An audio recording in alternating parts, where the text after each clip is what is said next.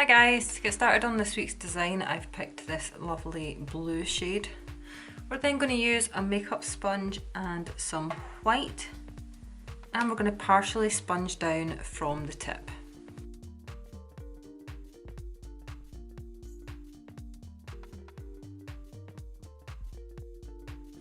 So for the last part of this design we're going to do stamping, and I'm using this image plate of snowflakes in the centre, and as you'd expect we're going to do it in white.